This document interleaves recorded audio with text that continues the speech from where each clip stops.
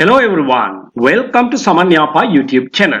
අද දවසේදී ඔයාට හරිම අපූර්ව පාඩමක් කියලා දෙන්නයි මේ සූදානම් වෙන්නේ. ඔයාට මේ වාක්‍ය අටම වරදින්නේ නැතුව කියන්න පුළුවන්ද කියලා බලන්න. ඊට අමතරව ඔයාට තවත් අභියෝගයක් තියෙනවා. මේ පිළිතුරු ගන්න නම් ඔයා මොනවද අහන්න ඕන ප්‍රශ්න? ඒ විතරක් නෙවෙයි. ග්‍රැමර් නැතුව ඉංග්‍රීසි කතා කරන්න පුළුවන්ද බැරිද? මේකත් අපිට තියෙන ප්‍රශ්නයක්. අන්නේ සියල්ලටම පිළිතුරු ලබා ගන්න නම් ඔයා සුපුරුදු විදියටම පාඩමේ මුල ඉඳන් අවසානයේ දක්වා රැඳී සිටින්න ඕනේ.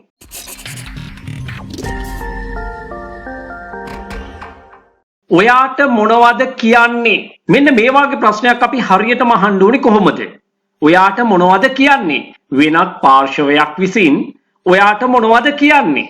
මෙන්න මේ වගේ අවස්ථාවකදී ඔයාලා අහන්න ඕන ප්‍රශ්නයක් තමයි මේක. මොකක්ද? ඔයාට මොනවද කියන්නේ? What are you told? What are you told? What are you told? It's a passive voice question. මේ පාඩම පුරාවටම ඔයාට අහන්න සිද්ධ වෙන්නේ passive voice questions. ඒ වගේම ඔයාට පිළිතුරු දෙන්න පාවිච්චි කරන්නත් වෙන්නේ passive voice වාක්‍යමයි. මේ බලන්න කතාවේදී මේවා පාවිච්චි කරන්න වෙනවද නැද්ද කියලා ඔයාම පාඩම අවසානයේදී තීරණය කරන්න. ඔයාට මොනවද කියන්නේ? What are you told? මට කියනවා හැමදාම එන්න කියලා.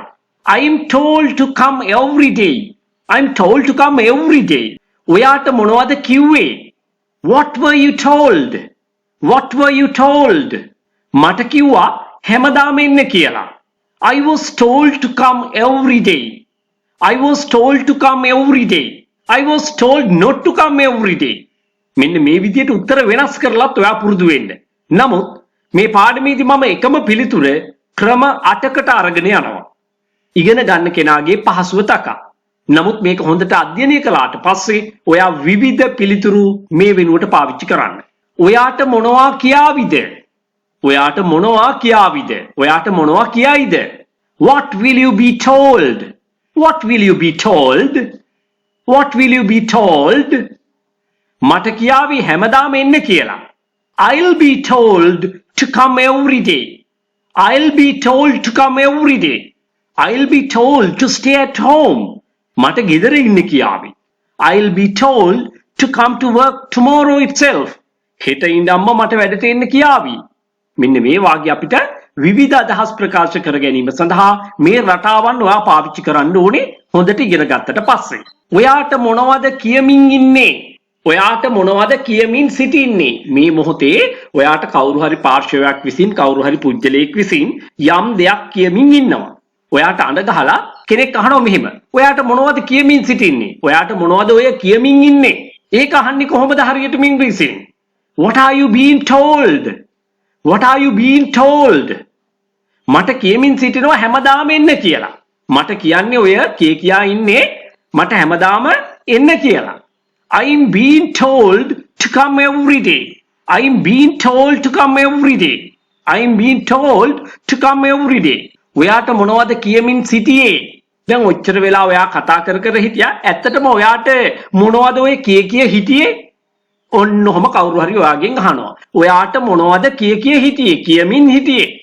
ඒක අහන්න ඕනේ කොහොමද ප්‍රශ්නයක් විදියට? What were you being told? What were you being told all the time? ඔච්චර වෙලා මොනවද ඔයත් එක්ක කතා කරමින් හිටියේ? කියමින් හිටියේ. I was being told to come every day. I was being told to come every day. මට කියමින් හිටියේ හැමදාම එන්න කියලා. ඔයාට මොනවද කියලා තියෙන්නේ? ඔයාට මොනවද කියලා තියෙන්නේ? අපිටත් කියන්නකෝ බලන්න දැනගන්න. ඔයාට මොනවද කියලා තියෙන්නේ? What have you been told? What have you been told? මට කියලා තියෙන්නේ හැමදාම එන්න කියලා. Are you being told to come every day? Are you being told to come every day? මෙන්න මේ රටාව සම්බන්ධව තමයි අපි මීට කලින් වීඩියෝවේදී සාකච්ඡා කළේ. ඉතින් මම තීරණය කළා මේ සියල්ලම එක තැනකට අරගෙන ඔයාට ප්‍රශ්න අහන හැටිත් පිළිතුරු දෙන තාලත් කියලා දුන්නාම ඉගෙන ගන්න සැබවින් උවමනාව තියෙන කෙනෙක් නම් අනිවාර්යයෙන්ම එයාගේ දැනුම දියුණු කර ගැනීම සඳහා මේක පාවිච්චි කරනවා. ඒ වගේම කතාව ලස්සන කරගන්නටත් වඩාත් නිවැරදි කරගන්නටත් මේ පාඩමෙන් ලොකු ප්‍රයෝජනයක් එයාලට ගන්න පුළුවන් කියලා මම දන්නවා. අන්න ඒ නිසායි මේ පාඩම මේසේ ඉදිරිපත් කරන්න තීරණය කළේ. ඔයාට මොනවද කියලා තිබුණේ? ඔයාට මොනවද කියලා තිබ්බේ? What had you been told? What had you been told? මට කියලා තිබුණේ හැමදාම එන්න කියලා. I'd been told to come every day. I'd been told to come every day. ඔයාට මොනවා කියලා තියේවිද? ඔයාට මොනවා කියලා තියේවිද? What will you have been told? What will you have been told? මට කියලා තියේවි හැමදාම එන්න කියලා. I'll have been told to come every day. I'll have been told to come every day. අපි දැන් යනවා වෙනත් උදාහරණයක් මේ ක්‍රම 8ටම ප්‍රශ්න අහන්නේ කොහොමද උත්තර දෙන්නේ කොහොමද කියලා බලන්න.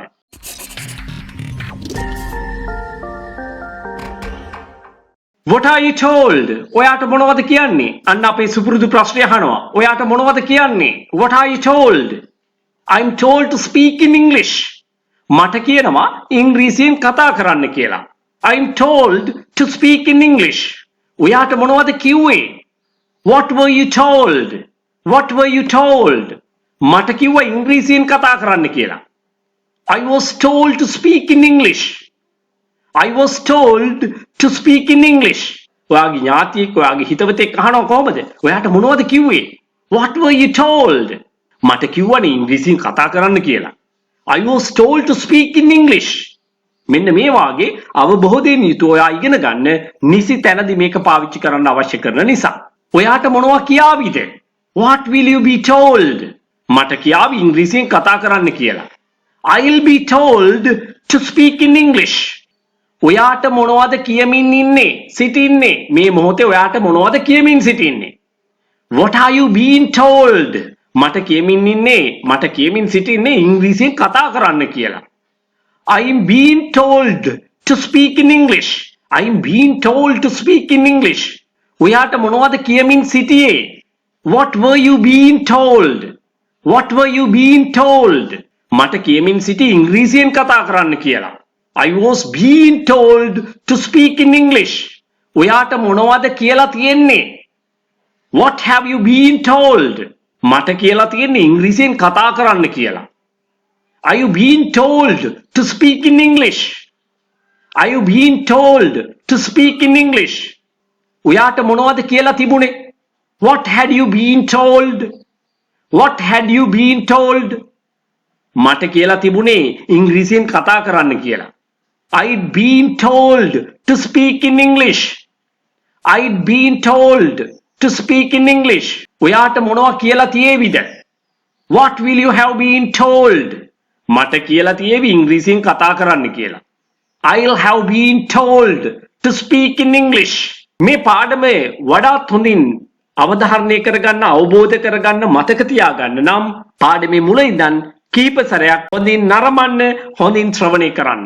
එතකොට ප්‍රශ්නය අහන හැටි ඔයාට හොඳින් ඉගෙන ගන්නට පුළුවන්. ඒ වගේම ඊට පිළිතුරු නිවැරදිව දෙන ආකාරයත් ඉගෙන ගන්න පුළුවන්. ඇත්තටම මේ කලේ මොකක්ද? passive voice වාක්‍ය රටා 8 භාවිතයෙන් ප්‍රධාන වශයෙන් භාවිතා කරන passive voice වාක්‍ය රටා 8 ඇසුරින් ප්‍රශ්න ඇසීමත් පිළිතුරු දීමත්. එහෙනම් දැන් ඔයා තීරණය කරන්න මේ දේවල් අහන්න මීටත් වඩා සුදුසු ක්‍රම තියනවාද? ග්‍රෑමර් නැතුව ඉංග්‍රීසි හරියටම කතා කරන්න බැරි බවත් ඉංග්‍රීසි වාක්‍යයක් ගොඩනගා ගන්න බැරි බවත් හොඳින්ම දැන් ඔයාට වැටහෙනවා ඇති.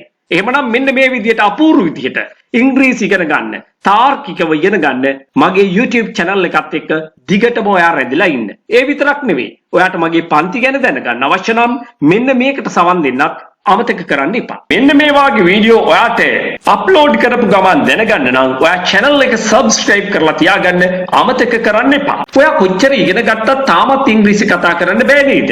ඔයා කරන්න ඕනේ ඉගෙන ගන්න ක්‍රමයේ වෙනස් කරන එක. ඉංග්‍රීසි තාමත් කතා කරන්න බැරි වෙන්න හේතුව ඒ සඳහා පුහුණුව අත්‍යවශ්‍ය වෙන නිසා. ඒ සඳහා ඔයා තෝරගන්න ඕනේ පිරිස අඩු පන්තියක්.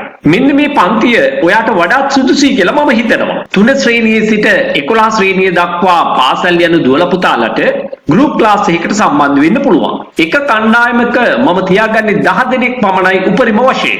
මාසෙකට පැය 8ක් උගන්වනවා රුපියල් 2000යි පන්ති ගාස්තුව. ඉන්ඩිවිජුවල් ක්ලාස් එකකට ඒ කියන්නේ තනි පුජ්‍යල පන්තියක් සඳහා පැය 8ක් වෙන් කරනවා ගාස්තුව රුපියල් 8000යි. මේ සියල්ලම මාර්ගගත ක්‍රමයට, ඒ කියන්නේ ඔන්ලයින් ක්ලාසස් ක්‍රමයට තමයි පවත්වාගෙන යන්නේ. සාමාන්‍ය පෙළ විභාගයෙන් පසු ඒ වගේම මෙවර උසස් පෙළ විභාගයෙන් පස්සේ සිසුන්ට නේවාසිකව පුහුණුව ලබා ගන්න පුළුවන් දින 21ක්. මේකේ විශේෂතා ගොඩක් තියෙනවා. ආහාර පාන, නවාතැන් පහසුකම් සමග සම්පූර්ණ ගාස්තුව ඔයා ගෙවන්න ඕනේ රුපියල් 85000ක් පමණයි.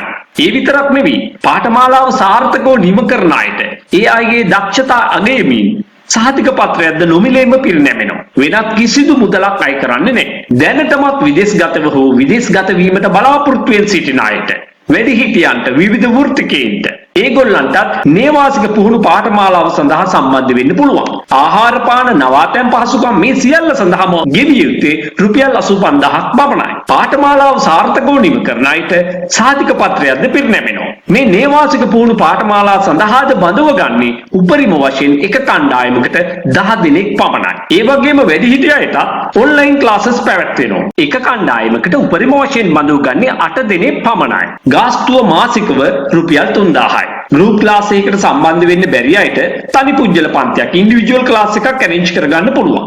මාසෙකට පැය 8ක්ම දෙනවා.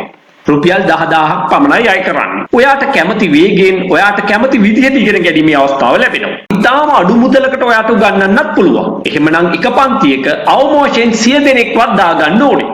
එතකොට සිද්ධ වෙන්නේ ඔයාට හුදෙක් දේශනයකට සවන් දෙන්න විතරයි. ඔයාට මාත් එක්ක කතා කරන්න, ඉංග්‍රීසි කතාව පුහුණු වෙන්න කිසිම අවස්ථාවක් ලැබෙන්නේ නැහැ. එහෙමනම් ඒ තුලින් ඔයාගේ ඉංග්‍රීසි කතා කිරීමේ හැකියාව දියුණු කරගන්න කිසිසේත් හැකි වෙන්නේ නැහැ. අන්න ඒ නිසා තමයි මේ සියලුම පන්ති සඳහා කුඩා කණ්ඩායමක් පමණක් බඳව ගන්නෙ. පුහුණුව වැඩි වෙන තරමට කතා කිරීමේ හැකියාව අනිවාර්යයෙන්ම ඇති වෙනවා. මම මුලින්ම කිව්වනේ ඔයාට තාමත් ඉංග්‍රීසි කතා කරන්න බැරි වෙන්න හේතුවක් තියෙනවා. ඒ නිසා ඔයා ඉගෙන ගන්න ක්‍රමය වෙනස් කරන්න. ඔයා මාත් එක්ක එකතු වෙන්න කැමති නම් දැම්මම තිරේ දිස්වන අංකයට WhatsApp පණිවිඩයක් යොමු කරන්න. මේ පණිවිඩය ඔයාට වැදගත් නොවුනත් ඔබේ නෑදෑ හිත මිත්‍රයෙකුට වැදගත් වෙන්න පුළුවන්. ඊගොල්ලන්ගේ දුවල පුතාලට වැදගත් වෙන්න පුළුවන්. ඒ නිසා මේ පණිවිඩය හැකිතාක් දුරට ෂෙයා කරන්න. Thank you everyone.